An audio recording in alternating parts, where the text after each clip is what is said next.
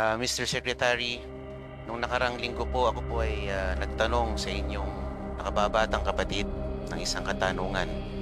Ngunit ito po ay hindi niya nasagot. Baka sakaling kayo po ang makasagot sa pagkakataong ito. Tinanong ko po sa kanya kung magkano po ang nagugol sa pagdakip at pagpapadala sa ating dating Pangulo mula dito sa Pilipinas papuntang Daig. Hindi ko ho kayang sagutin yan. Unang-una, sa nangyari yan, aking pong contact dito ay through telephone. Ako po ay nasa Vienna noong panahon na yon. At pinupunta, ang aming pong pakay noon ay pumunta sa United Nations Office of Drugs and Crime. Kaya nasa Vienna po ako noong panahon na yon. Kaya hindi ko ho nakita yung dami ng pulis. Hindi ko ho nasundan, subaybayan yung mga resources po na ginamit upang madala po ng dating Pangulo sa Daig. Pero ngunit masasabi ko, wala hong nasaktan, wala hong napawian ng buhay, at maayos po siyang nakarating sa Hague na wala hong incident.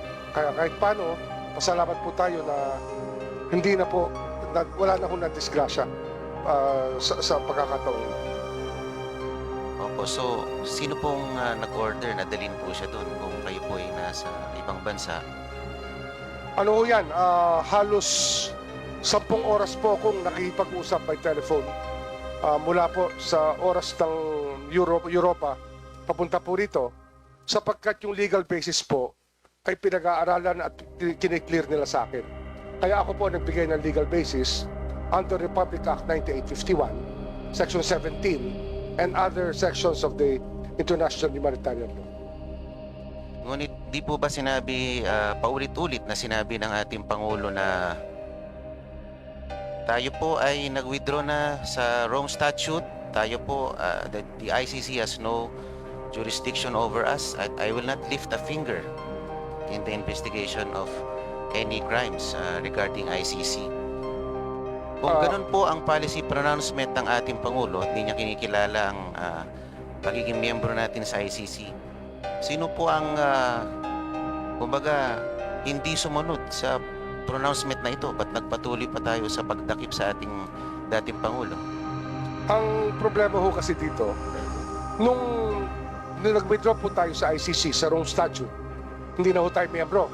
Ngunit yung batas po na ating pinasa noong 2011 na Republic Act 9851, yun po ang naging basihan ng lahat.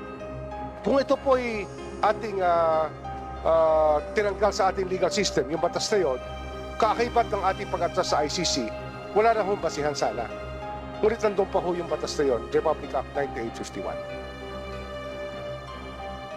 Di po ba bilang parte ng kabinete ng ating Pangulo, tayo ay nagsisilbing alter ego ng ating Presidente?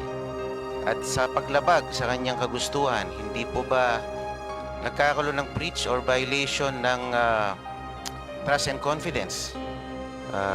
Kung saan ating hindi tayo tumatalima sa ninanais ng ating Pangulo na kayo ay pwedeng maging subject or vulnerable to any administrative liability. Alam niyo ho, ang pagtatrabaho po sa gobyerno ay sako po yan sa marami hong desisyon na ginagawa natin sa araw-araw. At hindi ho nakataga sa bato ang lahat ng ating desisyon o kaya yung lahat ng ating paningin. Maaari po itong magbago sa pagdating ng panahon, sa bawat panahon. At marahil nagbago po ang aming pagtingin sa usaping ito nung tumating po yung pagkakataon na talagang ando na ho ang Republic Act 1951 at lahat po ng factor tinitingnan po natin sa security po ng ating bansa. Does the former president pose any security threat kahit ganun na siya katanda? Marahil yan po ay dapat tanungin natin sa NSA natin kung ano ho ang naging evaluation ng panahon na yon. Basta't sa akin po, ang aking clearance na binigay ay sa legal basis. Ang legal basis ng kanyang pagpunta sa The Hague. Yun po yung ating trabaho bilang legal counsel po ng gobyerno. So pwede po tayong tumaliwas sa kagustuhan ng presidente. Kahit tayo Hindi ay ho tayo parte ng... tumaliwas marahil ho, nagbago rin ang lahat sa ang kanyang paningin sa usapin ito. Hindi ho nga, sabi ko nga kanina, hindi ho nakataga sa bato. Ang lahat ng ating paningin ng panghabang buhay, minsan nagbabago po. Yun po yung ating pagtingin dito. Ayun po. Yun po kasing mga pangyayaring ito nung dinakip ang ating dating Pangulo, it poses some questions that need to be answered. Halimbawa, what is the role of the DOJ Secretary in high-profile law enforcement operations involving political figures, including former officials? How does the DOJ ensure that such operations are impartial, conducted strictly within legal bounds, and free from political interference, or not influenced by political pressures, especially when they involve a former head of state? What is DOJ's accountability if evidence later shows that its actions were weaponized for political purposes? Kami ho, ang aming gabay dito, rule of law. Yun po yung aming mantra dito, yun po yung aming sinusunod.